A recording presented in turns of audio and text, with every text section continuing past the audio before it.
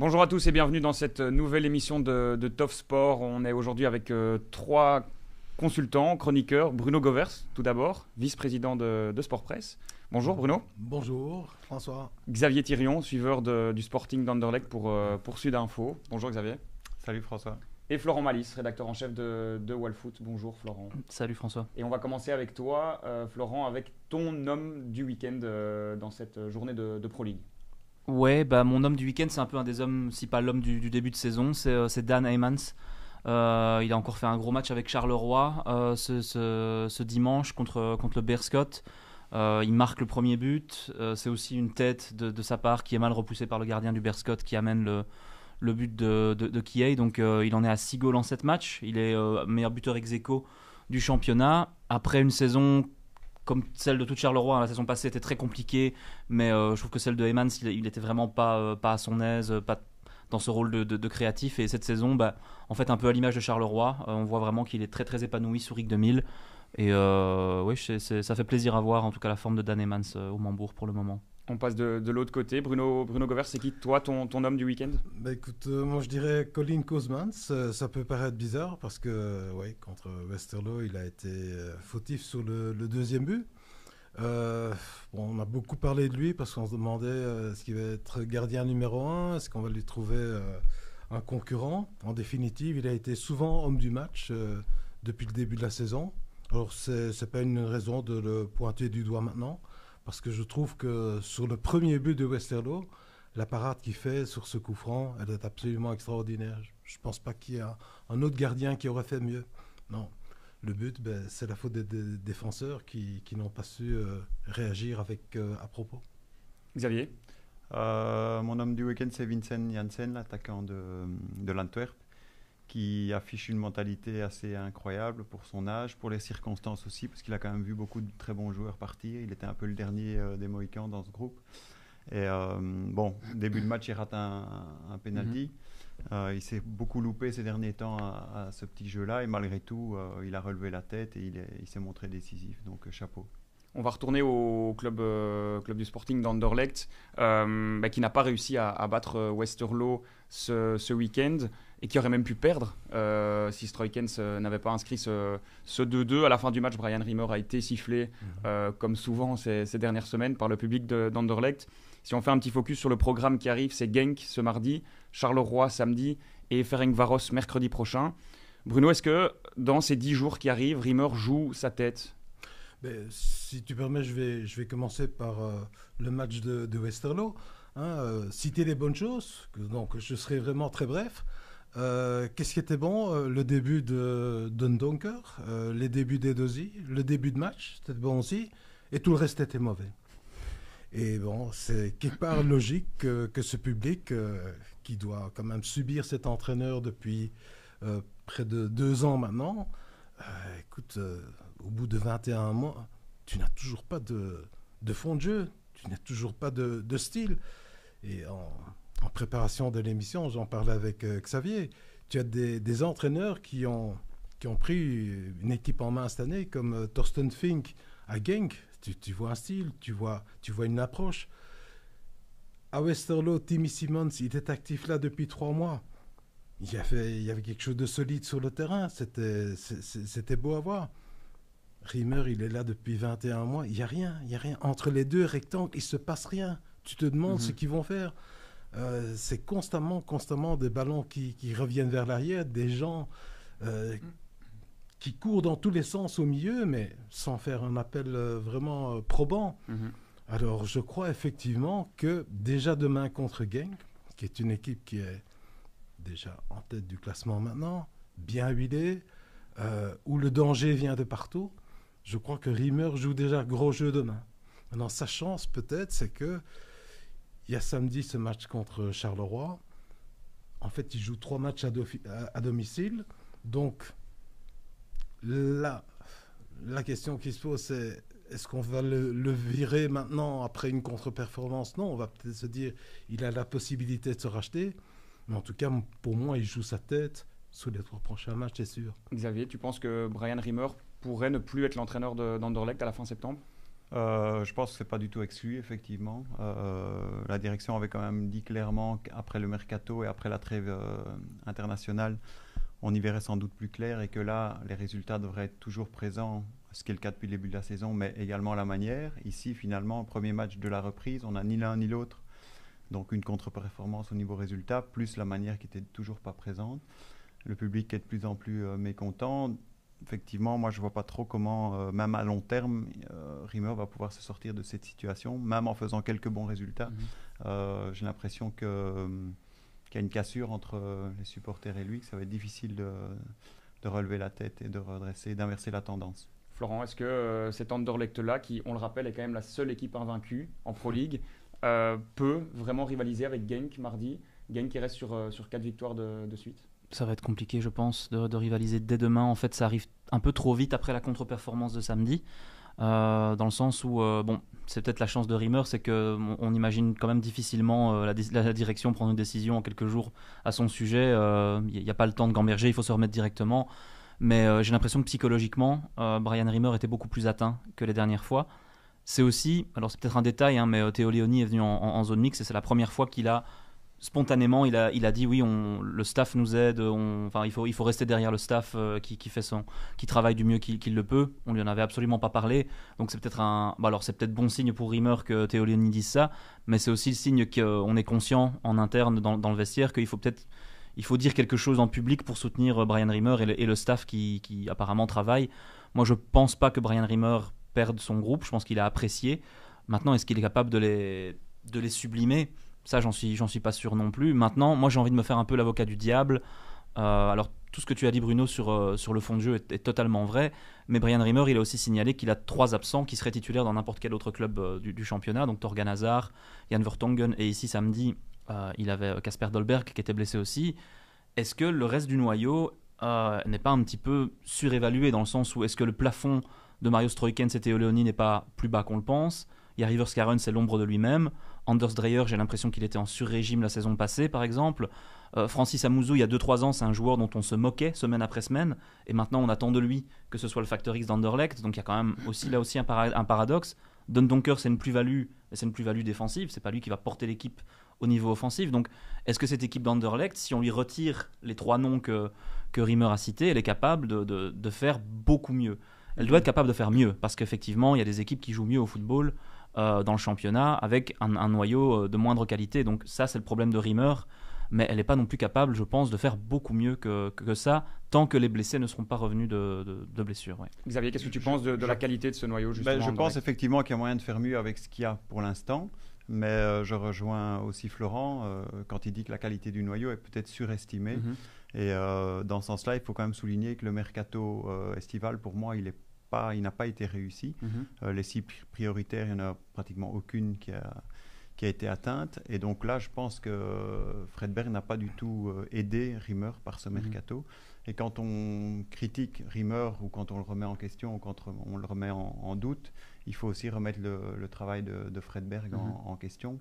Parce qu'il n'a pas du tout été convaincant pour moi ces derniers mois. Et justement, Bruno, dans ce mercato, il y a Leander de Donker qui est arrivé. Il a joué son premier match avec Anderlecht. On a un peu regardé ses statistiques, 20 récupérations de ballon, plus de 50% de duels gagnés, 90% de passes réussies. Est-ce que tu penses qu'il a ce qu'il faut pour être le grand leader de cette équipe? Mais en tout cas, je pense que Donker, c'est vraiment une bonne pioche pour cette place-là. Parce que, je l'ai déjà dit plus d'une fois ici, quand tu prends le profil des joueurs d'entre-jeux, c'est tout des petits formats. Lui, il amène quand même de la taille, il amène du muscle aussi. D'ailleurs, c'est pas pour rien que tu as relevé les statistiques. Il a vraiment fait de bonnes choses et je pense qu'il va être d'un apport précieux. Et Dozy, lui, pour le peu que j'en ai vu, je trouvais que c'était pas mal du tout, un type incisif qui peut amener quelque chose. Maintenant, ce qui manque toujours, et ce qu'on attendait, c'est la fameuse courroie de transmission. Donc, on a parlé d'Eriksen pendant des semaines et des semaines. Eriksen n'est pas venu. Mais un profil pareil, Anderlecht n'en a pas, malheureusement. Un numéro 10, Bruno, tu as raison. Ouais. Ça continue de manquer, vu le niveau affiché par Verskaren, même si Stroikens peut-être, même si ce n'est pas un vrai numéro 10, aider à ce niveau-là. Mais j'ai l'impression aussi qu'il manque un vrai tueur dans le rectangle.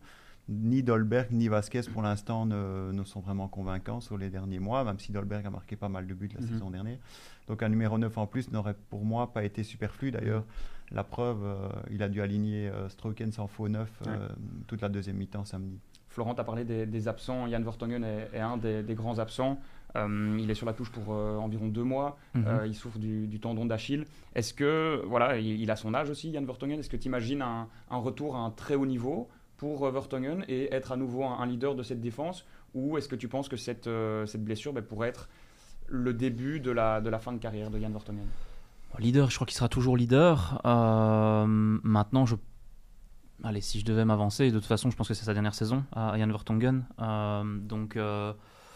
Oui, ça commence quand même à sentir mauvais quand un joueur de cet âge-là, qui a quand même toujours été, depuis quelques mois en tout cas, depuis qu'il est revenu, sujet à des rechutes fréquentes, c'est que ça sent quand même mauvais quand les blessures s'accumulent comme ça. Quand une petite blessure qu'on pensait durer 2 semaines, d'un coup, ça va plutôt être 2 mois.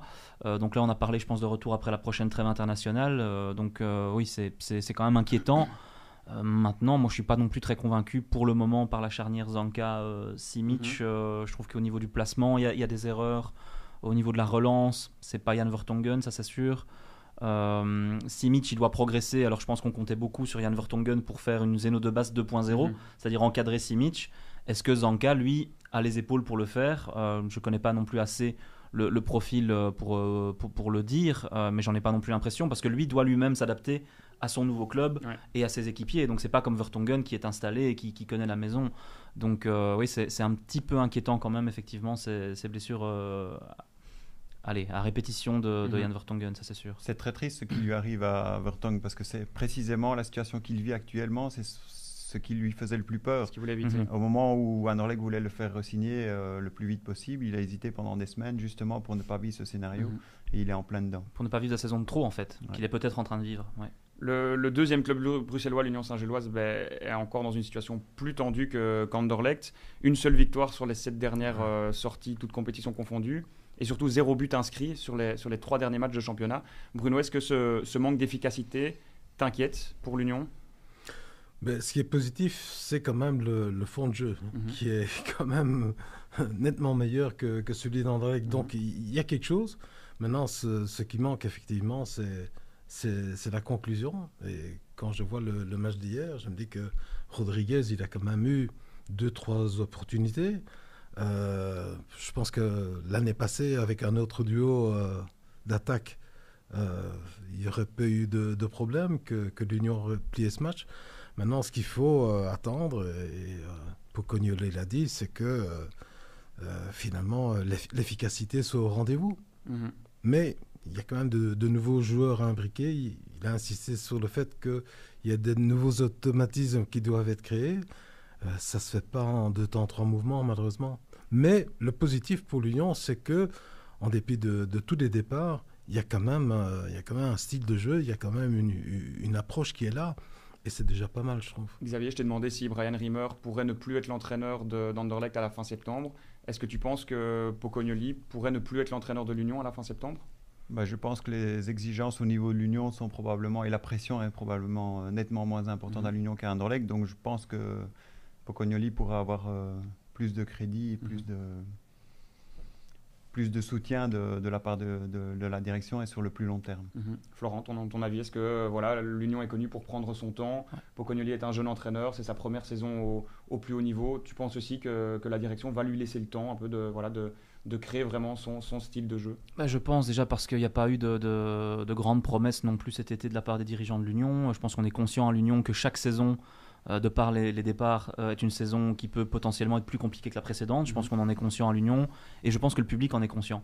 C'est ça aussi la grande différence, c'est qu'à Anderlecht, la fracture entre Brian Riemer et les supporters, à moins que d'un coup ils se mettent à tout gagner en jouant comme le Brésil, ça me paraît difficile à résorber, même s'il restait invaincu, je vais dire, dans les 3 prochains matchs à Anderlecht. J'ai l'impression que le supporter d'Anderlecht ne veut plus de Brian Riemer. Je crois que le public de l'Union est patient, le public de l'Union est conscient des limites du club, de la difficulté à reformer chaque été une équipe, et du fait que Pocognoli fait ses débuts. Comme on l'a dit, Brian Rimmer il est là depuis 21 mois, Pocognoli il est là depuis cet été. Donc non, je pense que c'est beaucoup plus facile en tant que direction de continuer à soutenir un entraîneur quand le public ne crie pas Pocognoli Boyton après chaque match. Là, du côté d'Anderlecht, ça commence aussi à devenir compliqué à ce niveau-là. On sent qu'il y a une pression qui monte et le premier fusible à sauter, c'est l'entraîneur. Et c'est pas Fredberg Boyton que les supporters d'Anderlecht scandent. Donc je pense que sur ce plan-là, Pocognoli est plus safe que Rimmer. Oui. Petit tour de table et on va commencer avec toi, Bruno, avec une question très simple. Est-ce que l'Union sera en Champions Playoff à la fin de cette phase classique? Question vacharde quand même. Je pense pas. Non, je pense pas. Xavier? J'ai de sérieux doutes également, parce que quand tu vois par exemple une équipe comme Genk, comme l'Antwerp, qui sont elles déjà bien présentes, il n'y aura pas beaucoup de place et ça va jouer très serré. Florent? Moi, je serais peut-être un petit peu plus optimiste quand même. Voilà, il n'y a que 6 places, mais j'ai l'impression quand même que l'Union pourrait aller chercher ça, quitte à faire un bon mercato de janvier si nécessaire. Mais moi, j'ai l'impression qu'il y a une dynamique qui pourrait s'installer à l'Union. Je verrais peut-être des gros noms manquer éventuellement les playoffs 1, mais l'Union pourrait, je pense, aller les chercher, je crois. L'Union qui a du mal à marquer pour le moment et qui se déplace vendredi au Standard avec Epolo qui a le plus de clean sheet en Pro League. Est-ce que tu sens peut-être aussi, Florent, un vent de renouveau chez les Rouges, ou bien voilà, ils enchaînent un peu les bons matchs, mais tu ne les vois peut-être pas continuer comme ça dans les prochaines semaines, dans les prochains mois? Alors c'est paradoxal parce qu'on ne peut pas non plus dire qu'ils enchaînent les bons matchs, dans le sens où c'était à Dender, c'était surtout c'était une muraille quoi, derrière, c'était assez impressionnant. Défensivement, c'était un bloc.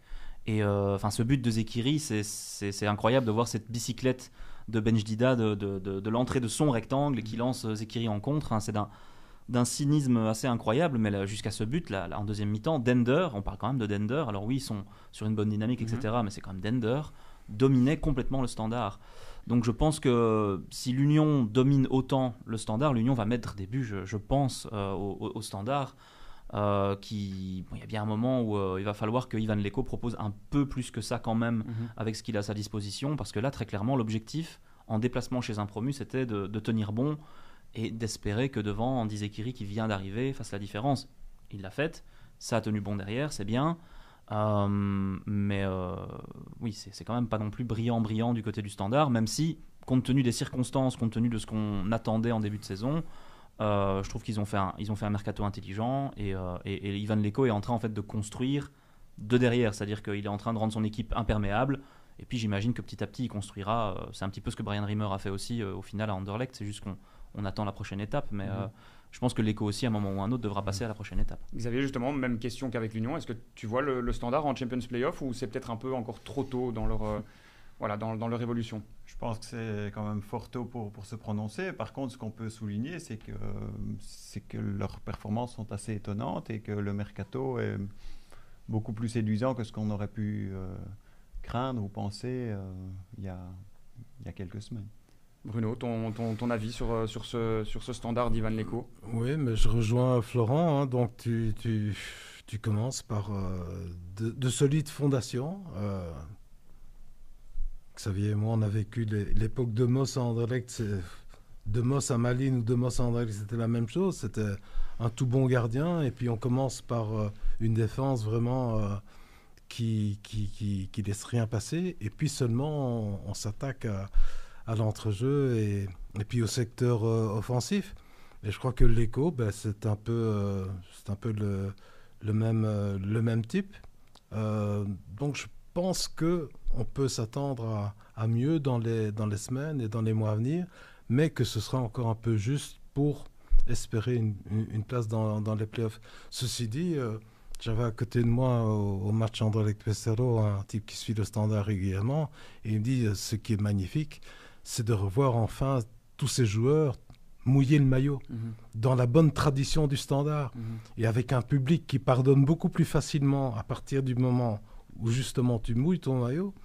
Il peut peut-être s'éveiller à de nobles ambitions. Ouais. Xavier. Par rapport au Standard, n'oublions pas quand même non plus l'incertitude et l'instabilité qui continuent de régner là-bas, puisque le rachat du club n'a toujours pas eu lieu et on ne sait toujours pas ce qui va en être. Mais ce qui est marquant, c'est que Andy Zekiri, malgré ses situations en coulisses, apparemment a préférer le projet du Standard au projet de Charleroi qui tourne plutôt bien pour le moment. Je trouve ça assez marquant. Ça prouve aussi que c'est un club qui a encore une aura malgré ça, malgré tout ce qu'on peut en dire. Donc ça, je trouve ça assez positif. Puis aussi, il faut voir que Ivan Leko n'a pas encore complètement intégré certaines recrues, comme je pense que c'est Djukanovic, son nom, l'ailier qui est arrivé de Serbie cet été, qui n'a pas encore vraiment mis sa marque. Zekiri, c'était son premier match, donc on peut aussi imaginer que ça montera en puissance. On a parlé d'un bon gardien. Mathieu Epolo est un bon gardien, mais je pense qu'il est un peu moins bon qu'Arnaud Bodard, et Arnaud Bodard pourrait potentiellement revenir. C'est-à-dire que là, il n'a officiellement plus aucune porte de sortie. Est-ce qu'on peut laisser un gardien comme Arnaud Bodard 6 mois en équipe réserve alors qu'il est visiblement prêt à faire son mea culpa et à revenir jouer? Je pense pas, et ce serait encore un renfort entre guillemets pour le Standard aussi. Donc, Justement, ça allait être une de mes questions. Est-ce que le Standard peut se permettre de se passer d'un gardien de qualité comme Arnaud Bodard? Pour moi, non, mais je pense que Yvan Leko a été clair. Il a dit la situation actuelle, c'est Arnaud Bodard qui l'a voulu. Donc lui, il continue avec Epolo. Mais je rejoins Florent. Arnaud, c'est quand même un gardien qui était international à un moment donné. Donc les qualités, il les a. Et je pense que ce serait dommage qu'il y ait des perdants dans cette affaire. Que ce soit lui, que ce soit le club. Alors j'espère que le bon sens va l'emporter, puisque comme Florent l'a dit, toutes les portes sont fermées maintenant. Alors il se remet au travail et il pourra encore donner de fiefs services au Standard. De la Pro League, on va passer à la Ligue des Champions. C'est la reprise cette semaine, avec pas mal de matchs et une rencontre pour le club de Bruges qui reçoit le Borussia Dortmund mercredi. Xavier, est-ce que l'objectif des Brugeois contre Dortmund, ce sera essayer d'éviter de perdre de manière la moins large possible, ou tu penses que le club de Bruges, qui est sur une bonne dynamique, peut espérer quelque chose? C'est clair que sur papier, forcément Dortmund est largement favori, mais je pense que Bruges a quand même un coup à jouer, en tout cas pour faire un bon résultat. Bruges a eu un début de saison très très compliqué, mais là ils sont en train de bien monter en puissance. Quand on les voit jouer ce week-end, on se dit que c'est une équipe qui peut faire mal à n'importe qui dans un bon soir. Florent, ton avis, est-ce que Bruges pourra jouer un rôle dans cette Ligue des Champions et à commencer ici contre le Borussia Dortmund? Jouer un rôle, je sais pas. Maintenant, il faut aussi voir que je pense que ça avait été calculé qu'il faudrait une 12aine de points, je pense, pour être plus ou moins dans les qualifiés. Et puis en dessous, vous avez les barrages jusqu'à la 24e place sur 36. Donc ça laisse quand même pas mal de possibilités ensuite de jouer de jouer encore l'Europe.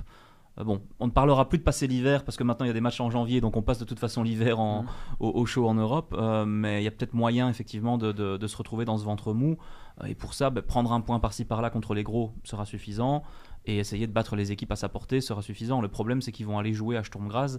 Ça aurait été mieux de recevoir Sturm Graz et perdu pour perdu, aller perdre à Dortmund. Donc à ce niveau-là, c'est pas de chance, mais il faudra essayer, même prendre un point. Je pense que ce serait un bon résultat pour le club de Bruges, très clairement. Cette semaine, Bruno, il y aura exactement 18 matchs de Ligue des Champions, de mardi à jeudi. Ouais. En tant qu'amateur de foot, est-ce que tu ne crains pas un trop-plein de rencontres? Non, pas pour moi, non. Je prends tout ce qui vient avec de belles affiches. Il y aura City contre l'Inter notamment, qui est directement quand même un beau programme. Non, moi je trouve que la nouvelle formule, elle me plaît. Maintenant, pour en revenir à Bruges, Dortmund, c'est vrai, c'est une autre dimension, mais l'année passée, je crois, il y a 2 ans, Bruges a joué contre Porto, l'avait remporté à Porto. Donc je crois qu'un exploit est toujours possible. Mais le principal pour Bruges, je crois, dans cette nouvelle mouture, c'est de prendre quelques points, de prendre beaucoup d'argent. Et avec tout ce qui est déjà rentré, logiquement, maintenant, le club brugeois doit parvenir à creuser l'écart avec la concurrence en Belgique et devenir une espèce de Bayern belge, avec tout ce qui est rentré comme millions. Le fait aussi qu'ils ont souvent quand même eu le nez creux pour aller chercher ce qu'il fallait. Maintenant, il y a ce Solis qui paraît quand même une bonne pioche de nouveau.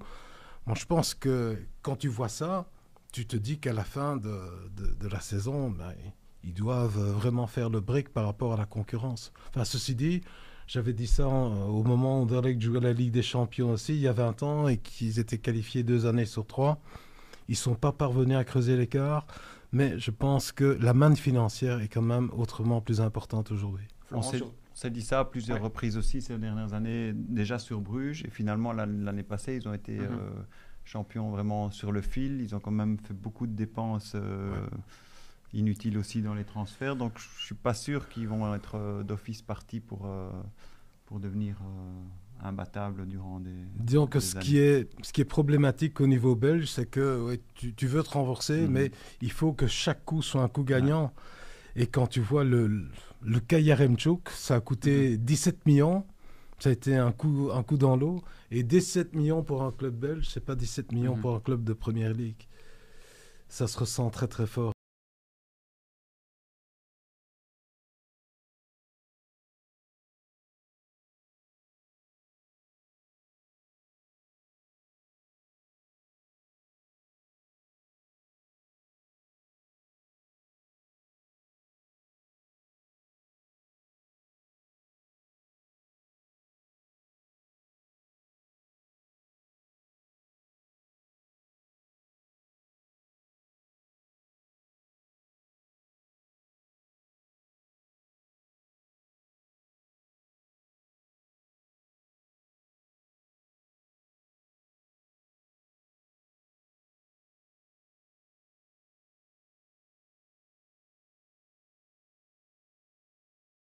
Qui est inévitable aussi chez le viewer. Alors nous en Belgique on a la chance de ne pas avoir les problèmes des Français qui doivent multiplier les abonnements en plus, que ce soit pour la Ligue des Champions ou pour les championnats.